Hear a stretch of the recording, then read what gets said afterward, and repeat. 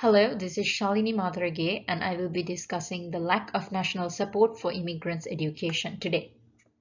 As for the content, I will be giving a brief introduction and will be discussing two major issues in depth, which is lack of language support and also immigrant children's education, and then a conclusion. Everything goes back to the 1990s Immigration Control Act, which discussed through many lectures where Japan opened up to newcomer immigrants, which included Nikkei, technical trainees, and all sort of skilled and unskilled laborers. Before this time, there was mostly Zainichi Koreans, which had not much problem with language or culture. As the immigrant inflow became more diverse, there were more concerns over how they were treated. One of the main issues that appears with high increase of immigration to Japan is newcomer immigrants' education. The main problem we can see here is few regions only supporting immigrants with this issue. And up till today, the national government hasn't addressed this issue in depth. Education was one of the most interesting topics to study this semester as I found these two interesting points. Japanese government only caring about immigrant intake to fill the labor shortage and not caring much about how these people are treated inside the country. I found it interesting to see they are treated differently just because of them having poor language proficiency. And another interesting part I found was non-compulsory school policy for immigrant children. As this is a child right, I found it absurd. And it was very surprising to see this coming from a developed country like Japan. So what we can see here is lack of government support for immigrants and their children's education. And here is problem number one under this topic, language assistance or support for immigrants. As I mentioned in the introduction, Japan started taking newcomer immigrants in the 1990s.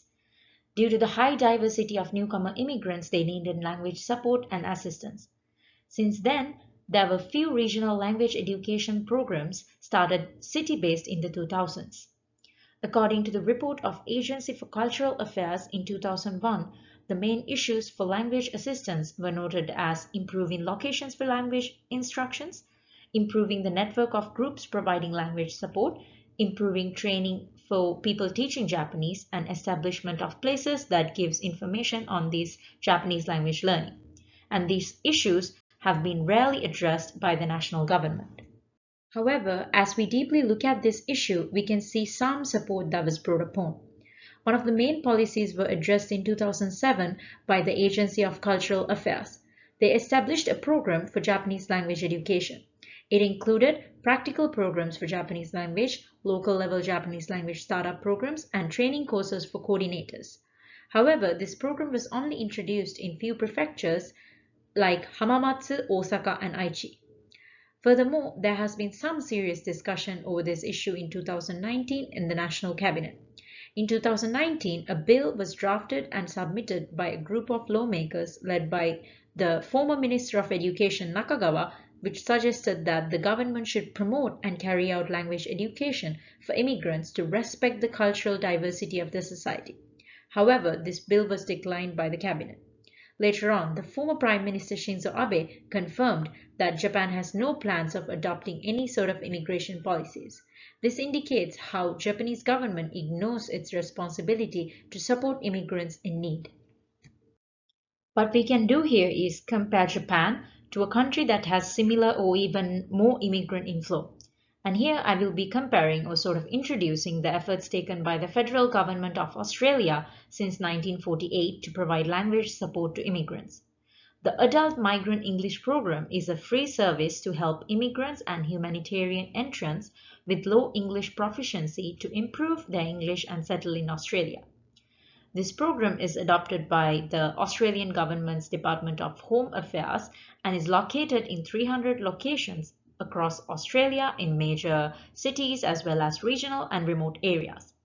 Immigrants are given the chance to access this program until they reach a vocational level, and also they can enroll upon arrival, and they can also keep on studying after 510 hours if they needed more language support.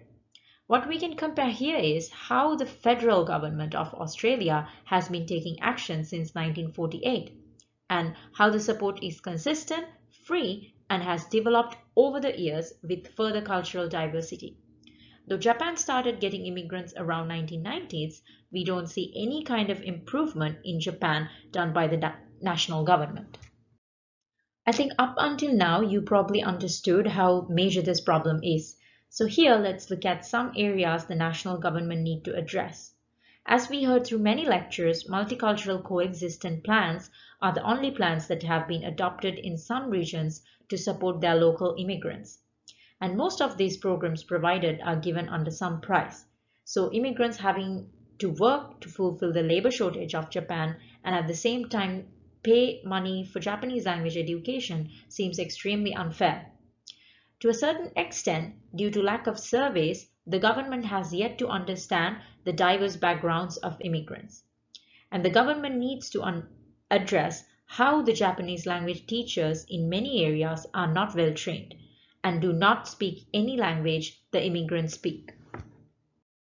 Starting with the assumption that proficiency in receiving country's official language is a key prerequisite for the integration of immigrants, it is important to address this issue. To all these issues, the main action that needs to be taken by the government is adopting a national curriculum for Japanese language education. Again, I want to focus on the work nationally here because there have been few different tries at a regional level that is only accessed by those who live in that area.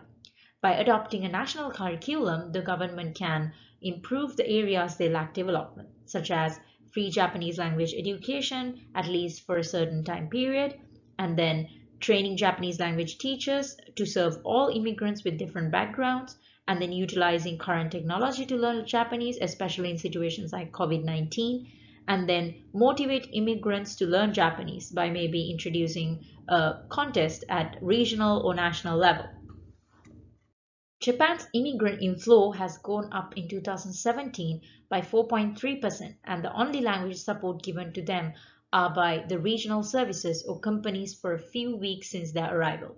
This has become an issue for the daily life of immigrants, such as going to work, getting medical services, talking with neighbors, and going to government offices. And the core issue of discrimination also starts with language issues.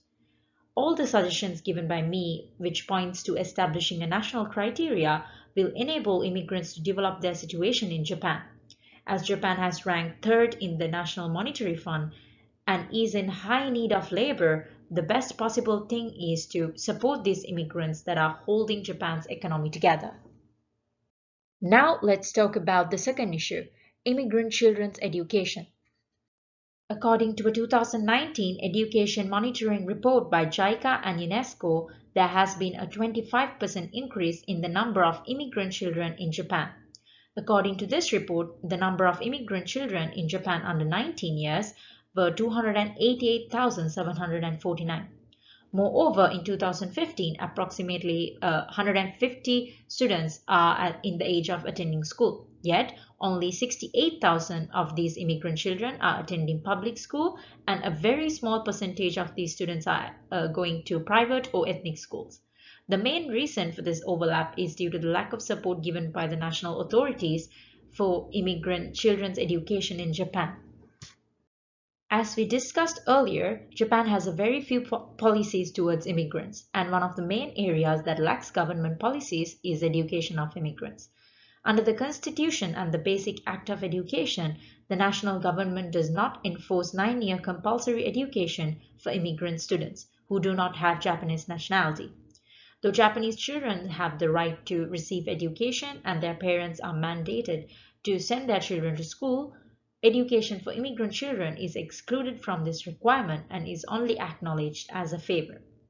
In 2014, the Ministry of Education introduced a Japanese language instruction based on the special education curriculum.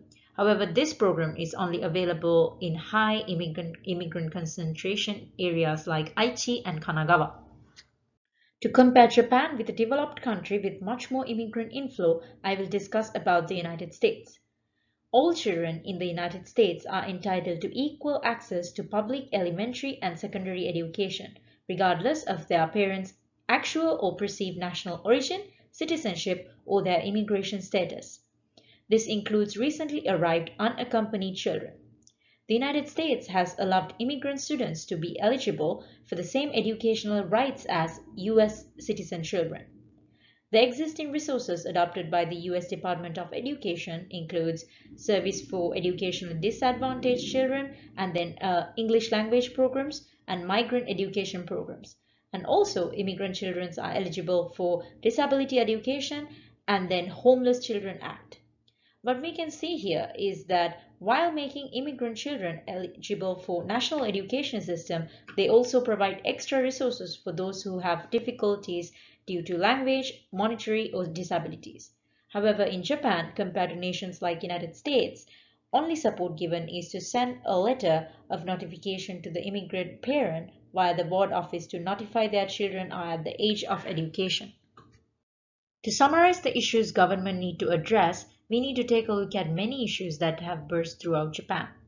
According to a 2019 Global Education Monitoring Report, the government need to address the assimilative pressures in Japanese schools, such as absence of multicultural education approaches by the mixed policies and the absence of national service, immigrant school-age children's school enrollment, school attendance, and also about dropout issues, and also immigrant children structurally being excluded from the society. However, there are some current progresses like local government education policies, non-mainstream schools and schools for foreigners like ethnic schools, and also non-formal educational side. However, what we can see here is strong absence of national integration policies towards immigrant children's education. Few of the main suggestions that is practical for this problem is adopting compulsory education for immigrant children and then creating a national criteria for their education. With this, the government can start to establish a system where there is support given to enroll in public schools and then creating a curriculum where Japanese language can be a second language for those students, and then special measurements for entrance examination and then special entrance quota. Those two for, I think, high school, and then training school faculty and staff, and then further to reduce non-attendance of school-age children and also problems they face in school system. And then the national government should approve more ethnic schools at a national level and maybe create partnerships with NGOs, NPOs, and definitely conduct surveys nationwide to improve this situation. Scholars, policymakers, and educators have discussed educational problems of immigrant students since the 1990s. Rather than acknowledging these students as a strength or asset who could contribute to developing a multicultural society in Japan, they viewed them as an extra issue.